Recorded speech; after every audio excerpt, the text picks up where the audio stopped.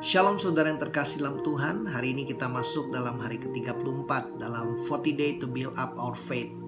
Bapak Ibu Saudara, bagaimana kabar Bapak Ibu Saudara? Saya berdoa iman Bapak Ibu Saudara terus dibangun. Engkau terus membangun imanmu, terus membangun gaya hidup iman. Dengan iman kita melihat jawaban yang Tuhan sediakan bagi kita. Nah Bapak Ibu Saudara, hari ini saya mau menyampaikan tentang why we have faith in Jesus. Mengapa kita punya iman dalam Yesus.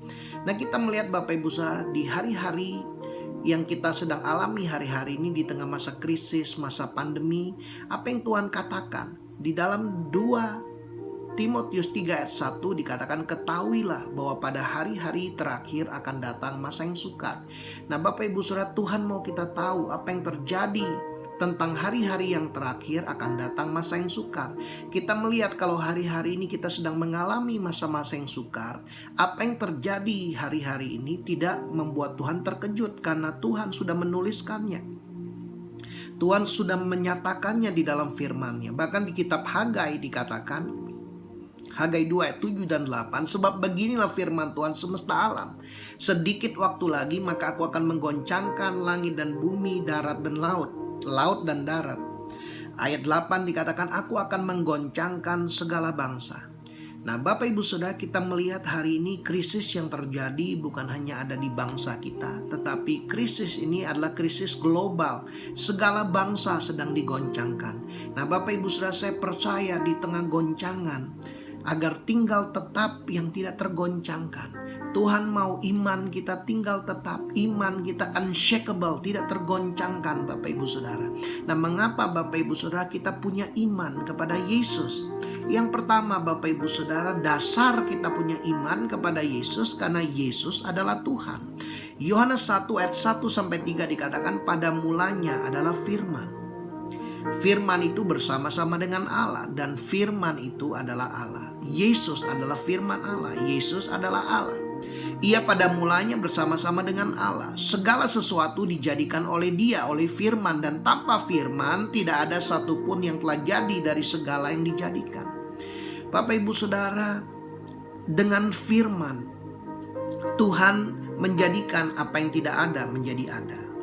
Ayat 14 dikatakan, firman itu telah menjadi manusia, yaitu Yesus, dan diam di antara kita. Dan kita telah melihat kemuliaannya, yaitu kemuliaan yang diberikan kepadanya sebagai anak tunggal Bapa, penuh kasih karunia dan kebenaran. Bapak Ibu Saudara, inilah dasar yang pertama. Kenapa kita percaya, kenapa kita beriman kepada Yesus? Karena Yesus bukan hanya manusia biasa, Dia bukan hanya nabi, Dia adalah Tuhan.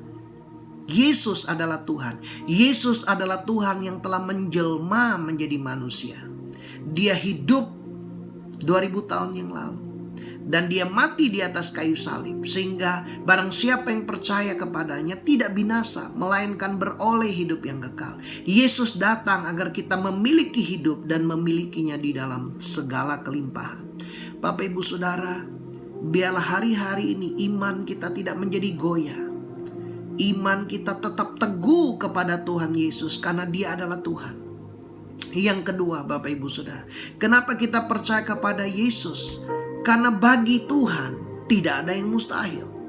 Kita melihat di dalam Lukas pasal yang pertama, ketika malaikat datang kepada Maria, waktu itu dia belum menikah, dan malaikat Tuhan berkata kepada Maria, kamu akan mengandung seorang anak laki-laki oleh Roh Kudus dan engkau harus menamai dia Yesus.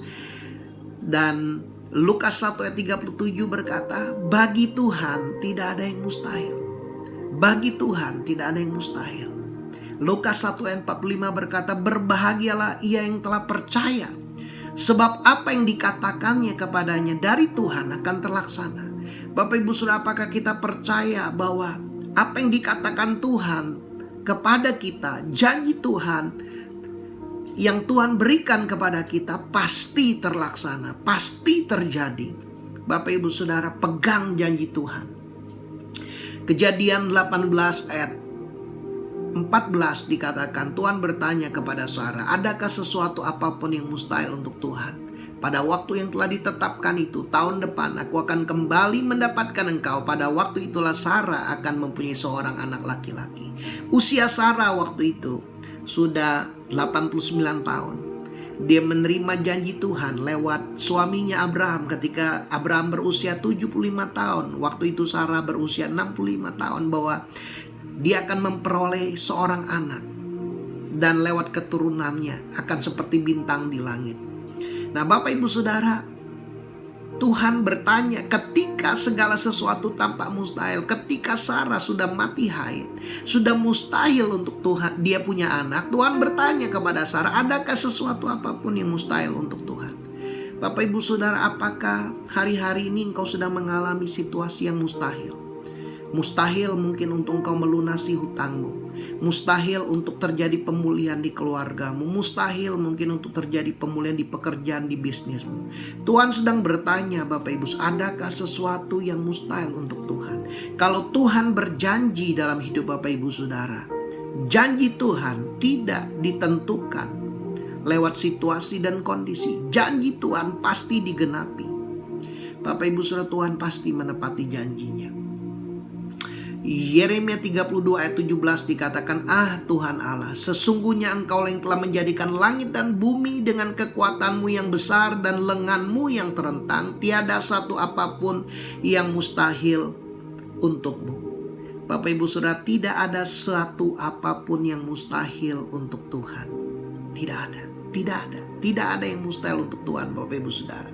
Yeremia 32 ayat 27 dikatakan, sesungguhnya akulah Tuhan, Allah segala makhluk. Adakah sesuatu apapun yang mustahil untukku? Bapak Ibu Saudara, Tuhan bertanya, apakah ada sesuatu yang mustahil untuk Tuhan? Renungkan pertanyaan Tuhan ini, Bapak Ibu Saudara. Jawab di dalam hatimu. Kalau engkau percaya, tidak ada yang mustahil bagi orang yang percaya. Bapak Ibu Saudara, itulah dasar yang kedua. Kita percaya, beriman kepada Yesus. Karena bagi Tuhan tidak ada yang mustahil. Yang ketiga, Bapak Ibu Saudara, karena Tuhan menepati janjinya. Mazmur 12 ayat 7 dan 8 dikatakan, janji Tuhan adalah janji yang murni bagaikan perak yang teruji. 7 kali diburnikan dalam dapur peleburan di tanah. Engkau Tuhan yang akan menepatinya. Janji Tuhan, Tuhan akan menepatinya. Apakah ada janji-janji Tuhan dalam hidupmu? Di tengah masa-masa krisis, di tengah masa pandemi ini, di tengah goncangan ini, di tengah masa yang sukar ini, Bapak Ibu Saudara, temukan janji Tuhan, pegang janji Tuhan, percaya janji Tuhan, perkatakan janji Tuhan, bertindaklah sesuai janji Tuhan, maka Tuhan akan menepatinya dalam hidup Bapak Ibu Saudara. Di dalam 2 Korintus 1 ayat 20 dikatakan, sebab Kristus adalah ya bagi semua janji Allah. Yesus Kristus adalah materai atas semua janji-janji Tuhan. Janji Tuhan digenapi di dalam Yesus. Itulah sebabnya oleh Dia, oleh Yesus kita mengatakan amin untuk memuliakan Allah. Ketika Bapak Ibu Saudara, engkau mengaminkan janji Tuhan, engkau percaya Tuhan sanggup menepati janjinya. Engkau percaya, engkau sedang memuliakan Yesus karena Yesus pasti menepati janjinya. Sebab Kristus adalah ya bagi semua janji Allah. Bapak Ibu Saudara, pegang janji Tuhan, percaya janji Tuhan, perkatakan janji Tuhan, bertindak sesuai janji Tuhan. Bilangan 23 ayat 19 dikatakan, Allah bukanlah manusia sehingga ia berdusta, bukan anak manusia sehingga ia menyesal. Masakan ia berfirman dan tidak melakukannya, atau berbicara dan tidak menepatinya? Bapak Ibu Saudara, firman Tuhan, perkataan Tuhan pasti dilakukan Tuhan. Apa yang Tuhan nyatakan, apa yang Tuhan berbicara kepada Bapak Ibu Saudara, pasti Tuhan tepati. Hari-hari ini apakah Bapak Ibu mencari untuk engkau mendengar apa yang Tuhan mau katakan?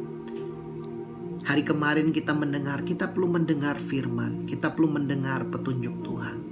Yosua mendengar petunjuk Tuhan, dia melakukan seperti petunjuk Tuhan, maka semua terjadi sesuai dengan apa yang Tuhan katakan. Bapak Ibu Saudara, hari-hari ini dengarlah, dengar janji Tuhan, dengar petunjuk Tuhan dalam hidupmu.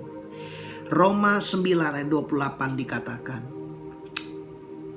sebab apa yang telah difirmankannya, apa yang telah dikatakan Tuhan, apa yang telah dijanjikan Tuhan akan dilakukan Tuhan di atas bumi sempurna dan segera. Bapak Ibu Saudara, apa yang difirmankan Tuhan akan dilakukan Tuhan di atas bumi sempurna dan segera pada waktunya Tuhan. Seringkali kita menjadi kecewa karena kita mengharapkan Tuhan melakukan sesuai dengan waktu kita, sesuai dengan maunya kita. Bapak Ibu Saudara, mari kita belajar, bukan kehendakku tapi biar kehendakmu yang jadi. Segala sesuatu Tuhan izinkan dalam kehidupan kita untuk memproses kita agar iman kita semakin murni, agar iman kita semakin kokoh, iman kita semakin teguh, agar iman kita tidak tergoyahkan. Bapak Ibu Saudara, apa yang difirmankan Tuhan akan dilakukan oleh Tuhan di atas bumi ini sempurna dan segera. Apa yang dijanjikannya akan dilakukannya, apa yang difirmankannya akan ditepati Tuhan dalam hidupmu. Bapak Ibu Saudara, Ibrani 13 ayat 8 dikatakan Yesus Kristus tetap sama, baik kemarin maupun hari ini dan sampai selama-lamanya. Tuhan kita tidak pernah berubah, dulu, sekarang, dan selama-lamanya. Perkataannya tidak berubah. Langit dan bumi akan berlalu, tetapi perkataanku tidak akan berlalu. Bapak Ibu Saudara, Tuhan tidak pernah berubah, perkataannya tidak pernah berubah.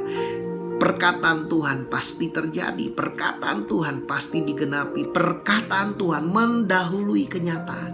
Bapak Ibu Saudara, saya berdoa perkataan yang Bapak Ibu Saudara dengar ini terekam di alam bawah sadarmu. Ketika engkau menyimpan firman dalam hatimu, itu akan mengendalikan kehidupan Bapak Ibu Saudara, yang membuat engkau menjadi pemenang-pemenang. Bapak Ibu Saudara, firman Tuhan berkata, Markus 9 ayat 23, tidak ada yang mustahil bagi orang yang percaya. Apakah Bapak Ibu Saudara percaya? Apa yang kau percayai hari-hari ini? Apakah engkau mempercayai janji Tuhan, perkataan Tuhan melebihi fakta dan situasi yang ada? Jangan fokus kepada fakta dan situasi yang ada. Situasi, fakta, perasaan yang kau rasakan bisa berubah Bapak Ibu Saudara. Mood Bapak Ibu Saudara bisa berubah. Tetapi perkataan Tuhan tidak dapat berubah.